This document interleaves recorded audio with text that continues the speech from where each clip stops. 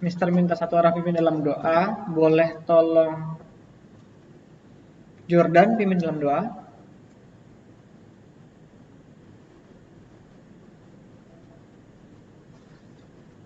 Halo Jordan.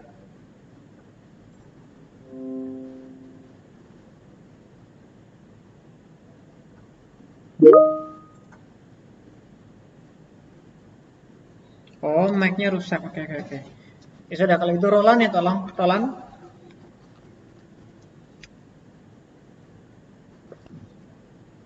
Bikin doa, Ustaz. Iya. Teman-teman, mari kita berdoa. Tuhan, terima kasih untuk hari ini.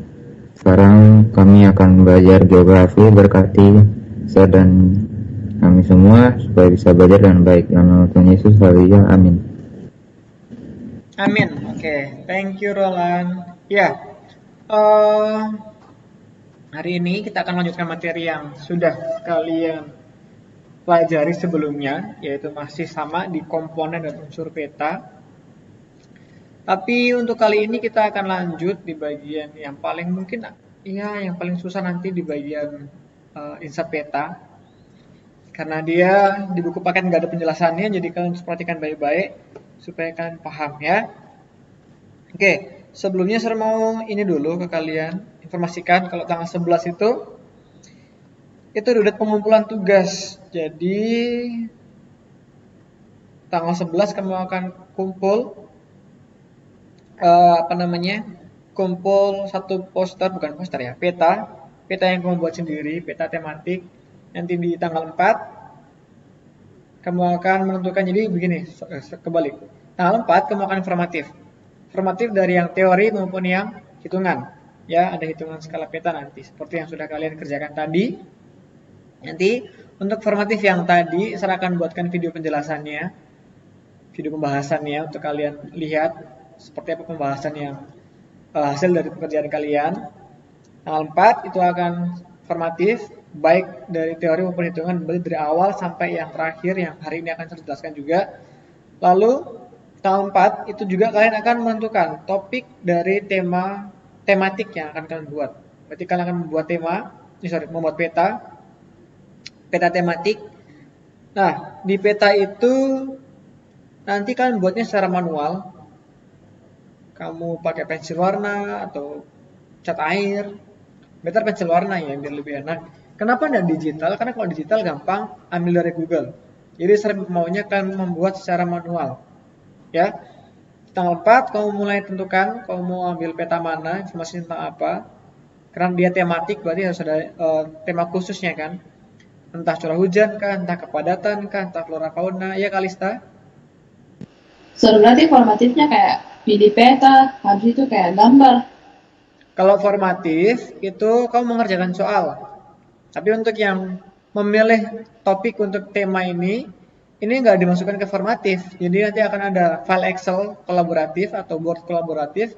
Kamu akan tentukan contoh nih, saya akan kasih kolom absensi 10 IPS 2. Nah, di namamu, contoh nih Kalista gitu kan. Kalista kamu pilih Bali tentang persebaran di daerah wisata gitu. Contoh, gitu ya. Nanti kalian semua akan mengisi di file kolaboratif yang akan saya kirim tanggal 4. Jadi tanggal 4 sampai tanggal 10 kamu masih bisa tanya-tanya ke Mister Sir, boleh nggak begini untuk peta kalian. Jadi secara mandiri kamu tanya masing-masing ya. Nah tanggal 11 itu berarti kamu kumpul peta kamu, plus kamu juga sama TIF tertulis. Begitu. Oke, apakah ada pertanyaan?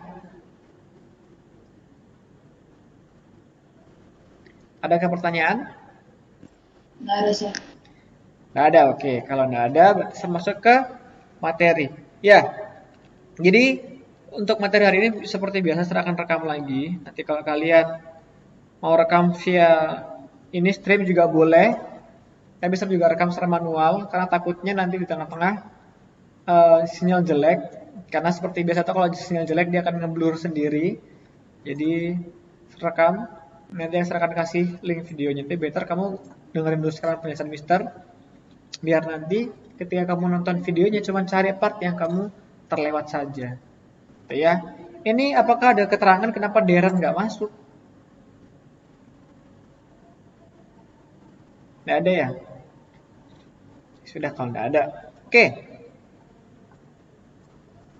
kita akan lanjut. Ini materi kita. Iya. Unsur atau komponen peta ini sudah. Langsung lompat di bagian yang terakhir. Ini sudah ya. Simbol titik, garis, kemudian area atau wilayah, sudah kan? Lalu simbol aliran juga sudah, simbol warna sudah. Nah, mungkin saya akan masuk di sini. Di legenda peta.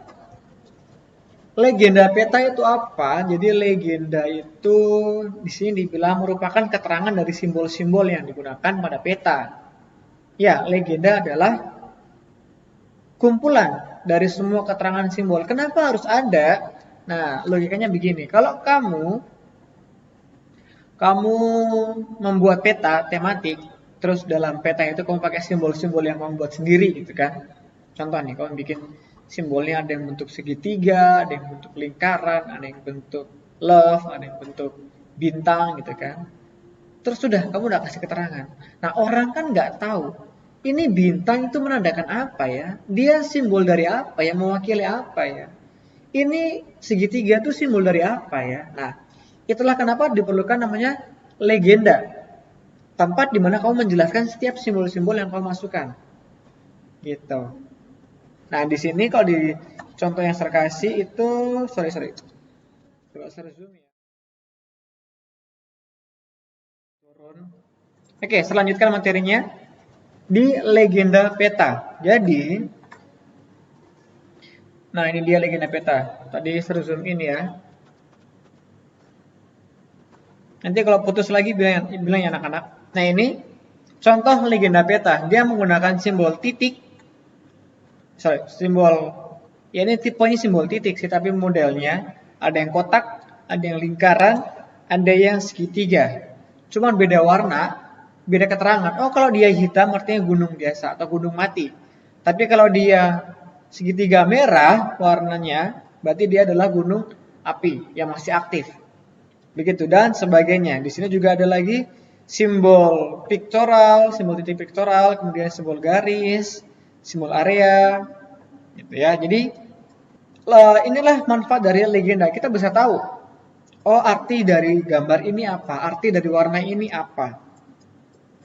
Gitu. Nah ini untuk yang bagian simbol huruf. Begitu. Oke. Di sini apakah ada yang bingung tentang legenda? Gampang lah harusnya ya. Sir next ya. Nanti kalau ada Saya mau tanya, Sir. Ya. Sir, apa bedanya itu yang bentuk-bentuk kayak kota, lingkaran, segitiga sama yang kayak bentuk area, bentuk kayak bentuk danau? Apa bedanya, Sir? Ini. Ya kan, kamu bisa tahu bedanya apa. Ini kan dari gambarnya pun kelihatan berbeda, Kalista. Ya. Nah, maksudnya kayak, ya kenapa ada yang gambarnya yang lebih detail, terus yang kayak, yang bentuk-bentuknya kayak nggak terlalu detail gitu gambarnya. Nah, itu kita perlu balik ke tipe simbol, yaitu kita sudah bahas ada simbol pictorial, ada simbol geometri atau yang abstrak. Nah, kamu coba baca-baca yang di halaman, di buku paket halaman 35. Di sana dijelaskan apa sih bedanya pictorial atau pictorial dan simbol geometri. Yang lebih detail, contoh kayak yang ini gambar pesawat, ini gambar jangkar yang pakai lingkaran gitu kan, lalu ini garis-garis sungai, ini gambar danau. Nah ini masuk di bagian simbol pictorial gitu. Tapi kalau yang ini dia cuman ya simbol sederhana sekali, ini masuk di bagian simbol geometri begitu. Cuma nanti kamu baca lagi, kalau kamu masih nggak paham kamu bisa tanya ke Mister ya Kalista ya. Bisa. Oke, nah bisa lanjutkan. Next slide. Nah, ini dia. Slide yang berikutnya tentang arah mata angin atau orientasi. Kenapa ini penting? Ya, ini penting sekali. Kalau seandainya kamu baca petanya, itu peta yang kamu pegang, itu mengarah ke arah timur gitu kan. Terus kamu mengira-ngira, oh ini yang atas nih utara ini. Sementara yang kamu pegang itu terbalik. Yang atas itu arah timur gitu kan. Kamu nggak tahu mana utara, mana timur, mana barat, mana selatan karena nggak ada kompas, nggak ada arah mata anginnya. terus kamu cuma mengira-ira aja, ya udah kamu ikutin eh, garis atau arahan dari peta itu sendiri tanpa kamu tahu arah utara itu kemana sebenarnya gitu. Nah ini bisa membuat salah. Jadi pentingnya arah mata angin biar kamu tuh nggak tersesat, nggak salah belok. Gitu. Kalau seandainya kamu di laut kah atau kamu naik pesawat dan kamu nggak ada arah mata angin, nggak ada kompas, nah kamu bisa tersesat. Gitu. Karena cuma selisih sedikit derajatnya aja itu akan sangat jauh sekali dampaknya, sangat besar sekali gitu ya. Nah untuk kutub sendiri, kutub utara, selatan, timur, barat atau medan magnet di sini. Nah, kita kan taunya oh utara itu udah pasti di kutub utara gitu kan. Ternyata bukan. Kompas itu ketika dia mengarah ke arah utara, bukan utara yaitu pas di kutub utara, di titik pusatnya bumi bukan. Jadi kalau kita lihat medan magnet bumi itu dia nggak pas di porosnya bumi, nggak pas di sumbu utamanya bumi, tapi dia agak bergeser sedikit. Gitu. Jadi mungkin kalau dihitung, dilihat itu dia masuk di apa namanya di dekat area Greenland gitu. Jadi bukan pas di kutub utaranya, tapi dia agak bergeser sedikit. Gitu. Itu bedanya kutub utara, itu bedanya utara di kompas dengan utara yang sesungguhnya. Jadi ada tiga. Utara sebenarnya atau true north itu yang dari peta kita bisa lihat. Oh utara yang ada di apa namanya di kutub utara. Ada juga utara peta atau geografis. Nah ini juga dari peta kita bisa lihat dari segi garis perpotongan garis bujur dan lintang ketahuan di mana utara yang sesungguhnya. Tapi kalau utara magnetis, nah dia yang lebih bergeser sedikit, gitu. Kalau begitu, apakah ini salah? Oh, Sir, berarti kompas kita salah dong? Ya nggak salah, karena dia sudah distandarkan secara internasional, sudah sepakat, jadi nggak masalah sih, begitu ya. Tapi inilah fungsi dari arah mata angin. Kalau seandainya kamu membuat peta sendiri, kamu bikin peta dasar atau peta secara langsung yang kamu buat, kamu turun ke lapangan, terus kamu cuma membawa penggaris atau meteran dan juga pensil atau pulpen gitu kan, plus kanvas atau ya alat untuk kamu menggambar tanpa kamu membawa kompas. Nah berarti arah mata angin nggak boleh dimasukkan di peta kamu. Kenapa demikian? Nah nanti kamu salah. Contoh kamu pas menggambar tuh mengarah ke arah selatan gitu kan. Pas kamu gambar ke arah selatan, terus lupa nggak ada arah mata angin, terus kamu tinggal tempel aja, tinggal comot aja tempel yang paling atas itu kamu bikin arah utara gitu. Nah berarti kan sesat, nggak sesuai arahannya gitu ya. Jadi arah mata angin ini penting dan ketika membuat peta harus memang bawa kompas, nggak boleh enggak gitu. Oke, next. Nah, ini dia yang saya bilang, ada inset peta atau peta tambahan. Kalau di buku paket halaman 29, inset peta itu penjelasannya apa? Saya bacakan ya buat kalian semua. Nah, di sini dibilang inset peta itu apabila ada objek yang merupakan lokasi atau daerah yang sangat penting untuk diketahui tapi tidak dapat dilihat dengan jelas, maka objek tersebut perlu dibuat. Iya. Siapa tadi? Mas motor, Sir. Paruh kabur, paruh-paruhnya, Sir. Di sana. Yang lain putus-putus juga atau enggak? Di saya tidak, Sir. Oh, berarti sinyalmu Matthew, ya? Saya apa? PPT-nya, Sir. Oh, PPT-nya nggak jelas ya? Oke deh, solusinya adalah begini. Oke, sudah pasti lebih jelas sekarang, ya.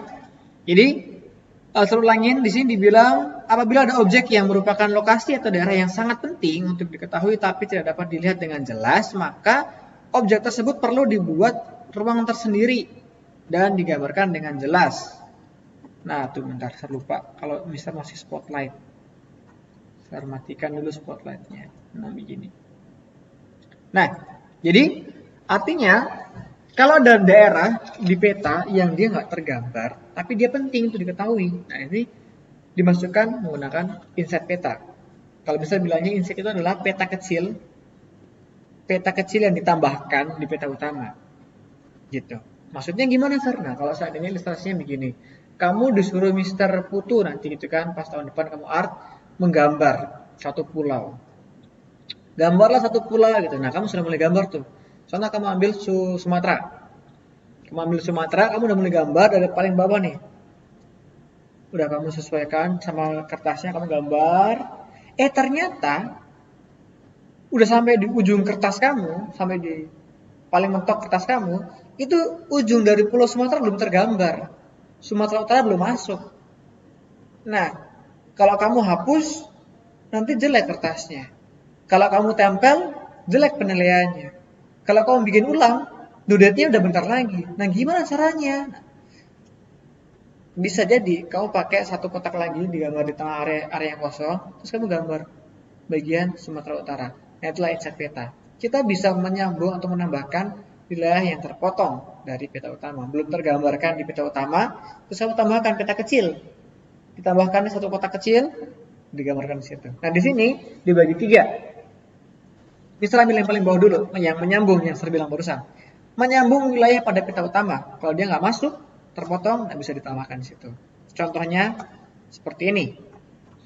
Ini Sumatera. Yang nggak tahu Sumatera kebangetan berarti ya. Ini Sumatera. Dia pulau utamanya sudah tergambar nih. Di peta, pulau utamanya sudah tergambar nih. Tergambar full. Tapi ternyata ini Bangka. Sementara pasangannya Bangka itu Belitung. Nggak cukup kertasnya. Nah, karena kertasnya nggak cukup, makanya dibuatlah inset peta atau peta kecil. Peta sisipan. Ditambahkan di peta utama, yaitu gambarnya adalah pulau Bangka dan pulau Belitung. Oke, sampai sini. Apakah ada yang nggak paham mengenai inset peta yang menyambung? Ada? Ya, Kalista? Nggak paham. Nggak paham? Ya, senang ngerti.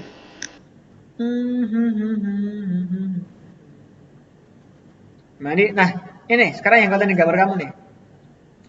Sekarang yang kelihatan di gambar kamu ini kan harusnya Sumatera Utara itu begini kan, ada ujungnya begini toh. Seandainya aja. Terus yang kamu gambar di peta kamu nanti cuman begini doang. Nah, kan nggak masuk tuh bagian ujung tadi tuh, tertutup.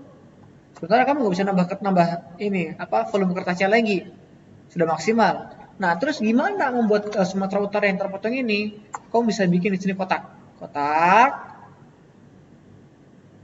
Lalu kamu gambar Sumatera Utara. Gitu. Itu namanya inset peta menyambung. Gitu. Ya, Kalista?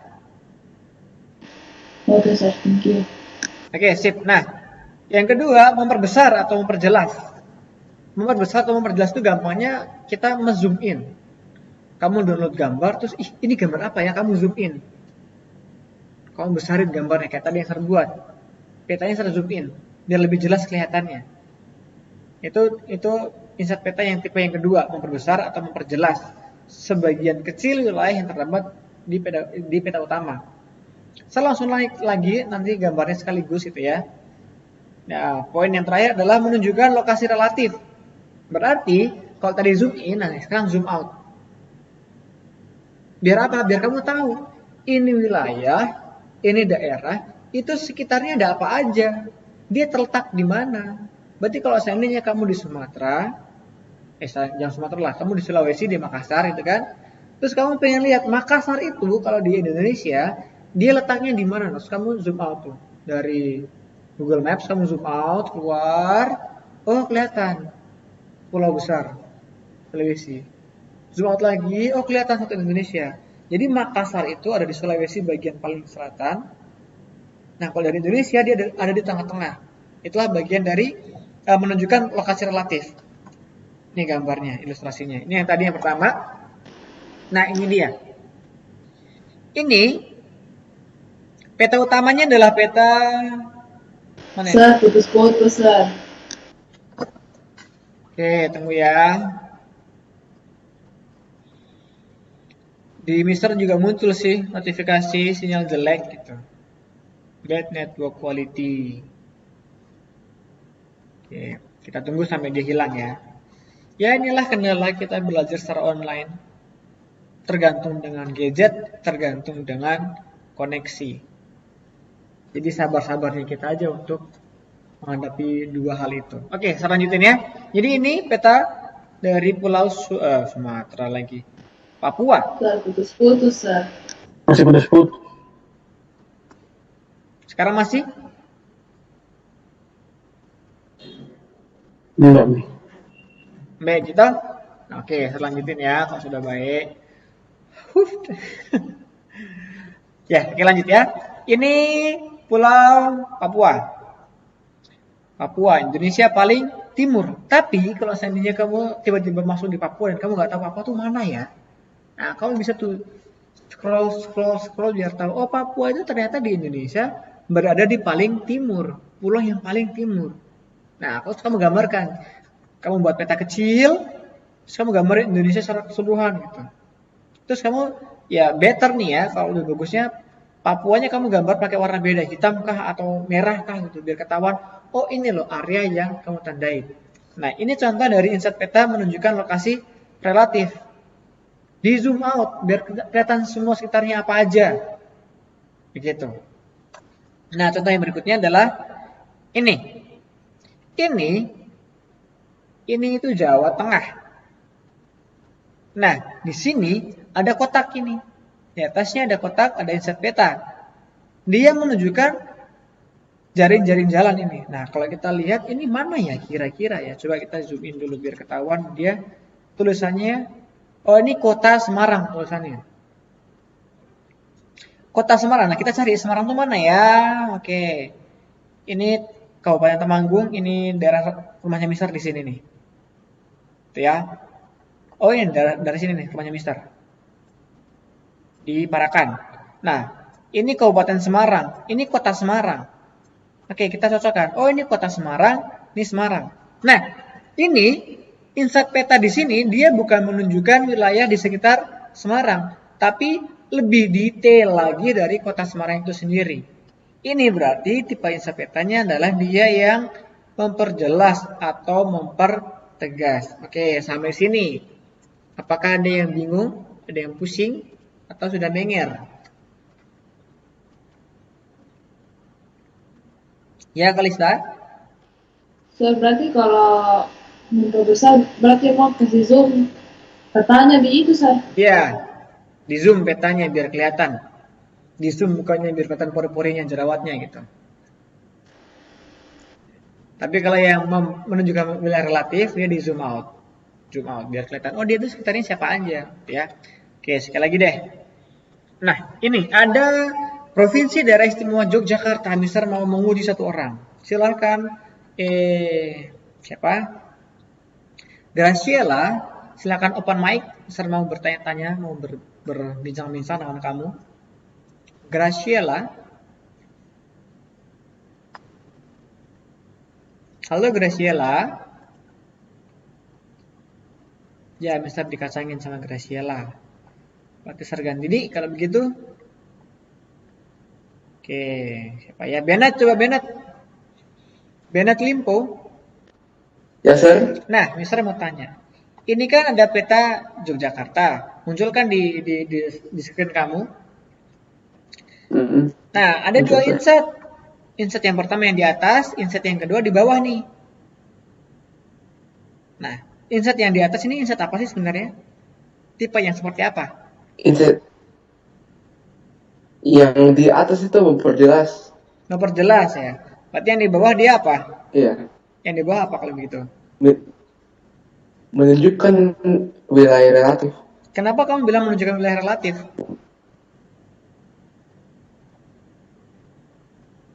Karena kan dia kasih lihat wilayah sekitarnya.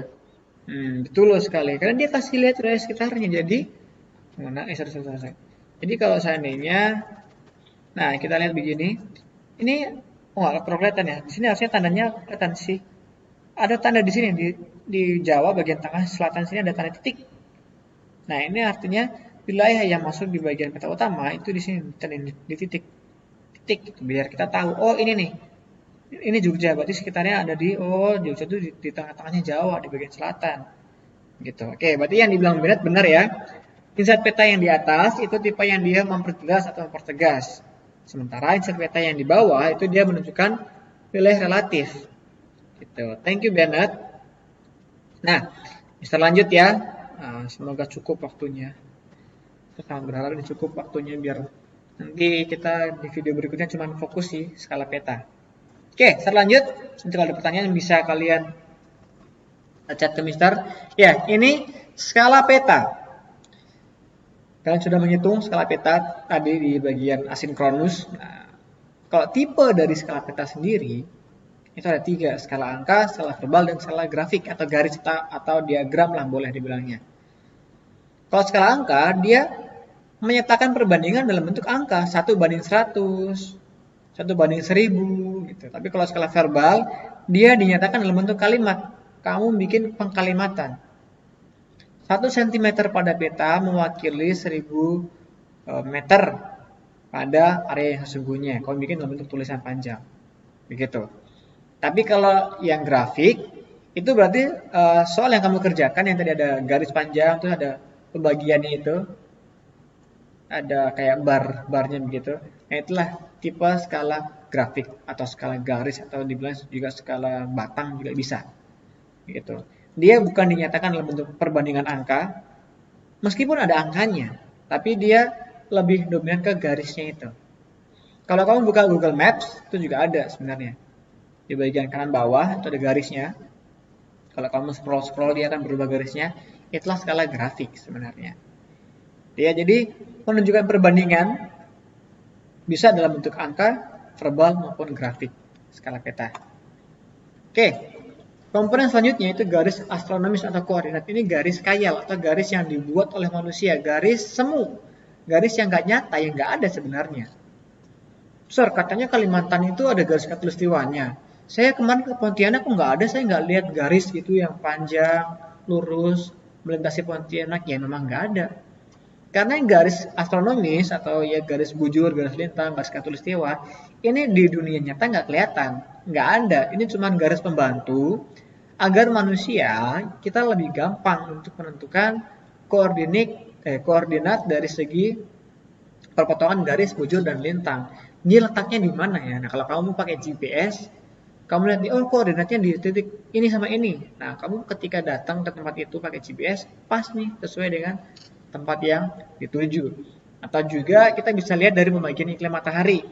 Nanti kita akan belajar di kelas 11 materi biosfer, saya akan jelaskan tentang iklim matahari juga di sana. Bahwasannya secara garis besar bumi itu dibagi jadi 4 iklim. Iklim tropis, subtropis, subarktik, dan arktik. Nanti bisa dilihat dari garis bujur dan garis lintang. Bisa juga kita melihat perbedaan waktu. Ya. Dari garis bujur kita bisa lihat, oh ini daerah yang masuk di contoh nih WTA kah, WIB kah. Nah, itu dari perbedaan garis bujur. Kita bisa lihat perbedaan waktunya. Gitu ya. Nih, garis khayal yang dibuat dan digunakan untuk mempermudah menentukan posisi suatu tempat di muka bumi. Tapi nggak cuma posisi, waktu juga bisa. Gitu. Oke, lanjut. Garis tepi. Garis tepi ini apa sih? Sebenarnya ini border atau garis pembatas. Garis ya inilah garis maksimal untuk kamu menggambar peta kamu contohnya gitu ya. Dan juga sekaligus garis yang dipakai untuk memberikan angka-angka koordinat bujur dan lintangnya. Kalau Mister Zoom, ini kalau Mister Zoom in, zoom out itu di tempat kalian kelihatan nggak sih? Ikut terzoom atau enggak? Ini sekarang saya lagi zoom petanya. Kelihatan nggak di tempat kalian? Atau enggak ya? Halo? Di tempat kalian juga ikut terzoom atau tidak petanya? Buat saya terikut, Sir. Oh, terikut ya. Oke, thank you, Valerie. Nah, jadi ini setelah lagi zoom. Terus di sini ada kelihatan nih ada garis kotak yang dia lebih tebal daripada garis lainnya. Lalu di sini ada angka-angkanya. Nah, inilah garis tepi. Garis yang membatasi area peta kamu. Lalu di ujung-ujungnya kamu tuliskan berapa derajat bujur lintang dan utaranya. Berapa derajat bujur, garis bujur dan garis lintangnya. Gitu ya. Jadi di sinilah kamu tuliskan berapa gitu. Nah, kenapa perlu ada garis tepi ya biar kalau tipe peta kamu seperti ini yang dia disatukan, dipisah dari legenda dan judulnya, ketahuan nih ada area kerjanya. area kerja, oh cuma sekian area kerja untuk peta, sekian untuk area kerja. Ini dia satukan inset, lalu legenda, lalu judul, lalu skala di bagian kanan samping semua nih di sini. Gitu. Nah, selanjutnya ada tahun pembuatan. Kenapa tahun pembuatan ini penting dan perlu dimasukkan di peta kamu atau sebagai salah satu komponen peta gitu kan. Nah, sebenarnya saya sudah pernah jelaskan bahwasanya semua objek di muka bumi ini, semua hal di muka bumi ini mengalami pergantian atau perubahan, baik yang cepat maupun yang lambat. Ada yang berubahnya cepat sekali, seperti contohnya data tentang COVID. Data persebaran COVID ini berubahnya sangat cepat. Dalam 1 bulan atau 2 bulan bisa berubah drastis datanya. Artinya petanya pun harus dirubah lagi, diedit lagi, diperbaharui lagi. Ada juga yang sangat lama sekali berubahnya, yaitu pergeseran pulau, atau mungkin pulau yang naik ataupun semakin tenggelam. Ini bisa terjadi, ya, tapi dia lama sekali perubahannya.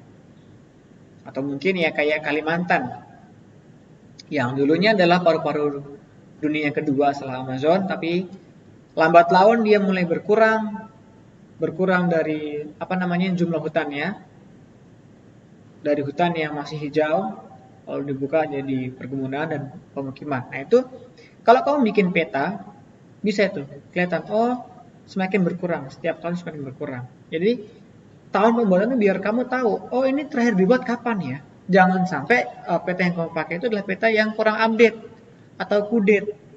Sementara kita harus pakai peta yang up to date. Contoh nih, kalau seandainya jeleknya nih. Pulau Jawa itu katanya nih dia punya potensi untuk terbelah menjadi 2. Ada potensi Jawa itu terbelah menjadi 2. Nah, kita ambillah contoh. Saya nggak mendoakan tapi contoh aja ya. Kalau seandainya tahun 2020 bukan. Tahun 2100 lah gitu kan. Tahun 2100 Jawa Tengah itu terbelah lalu dia tenggelam. Membuat Jawa terpisah menjadi 2 gitu.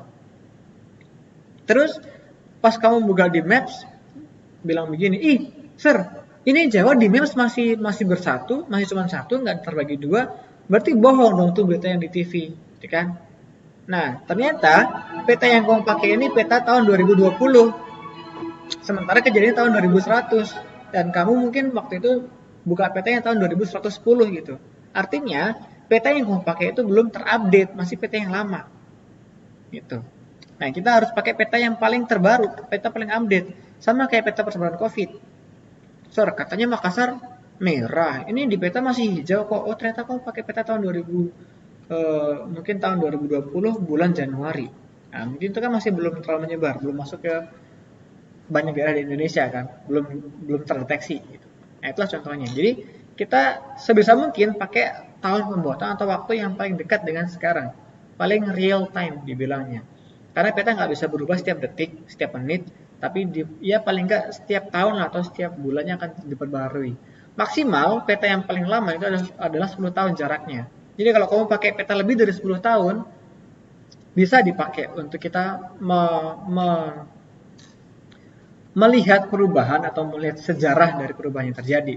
Tapi untuk informasi, baiknya adalah kita ambil yang 10 tahun terakhir. Gitu ya. Itulah tahun pembuatan. Nah, dari sini apakah ada next slide lagi? Ya, sepertinya ini sudah tadi. Nah, selesai. Itu dia komponen peta. Sudah jelaskan semuanya. Nanti kalau kamu tanya, silahkan boleh. Dan semua komponen peta itu nanti harus ada di peta yang kamu buat. Ya, ada 10 komponen kamu harus buat semuanya itu. Harusnya ya kalian bisa lah ya, karena SMP pernah buat peta harusnya. Oke, sekian kelas kita hari ini. Maaf tadi ada kendala teknis, mati lampu, terputus koneksinya, lalu juga lalot tadi sempat putus-putus sinyal, sudah mister nggak jelas ya. Jadi nanti kalian bisa lihat rekamannya, baik rekaman yang dari mister kasih linknya nanti, atau dari ini rekaman yang di stream. Siapa ini merekam? Yang merekam di stream ini siapa sekarang?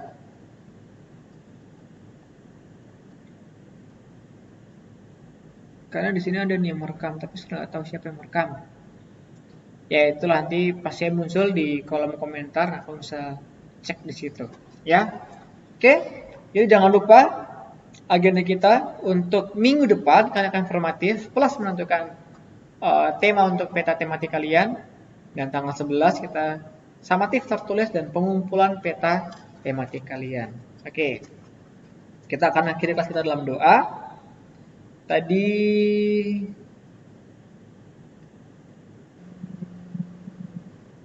cowok, berarti sekarang yang dua cewek.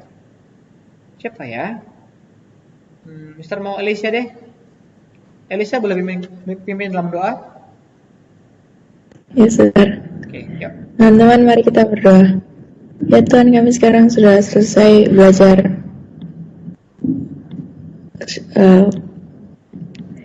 Tuhan, kami sekarang sudah selesai belajar geografi. Tolong berkati kami supaya kami bisa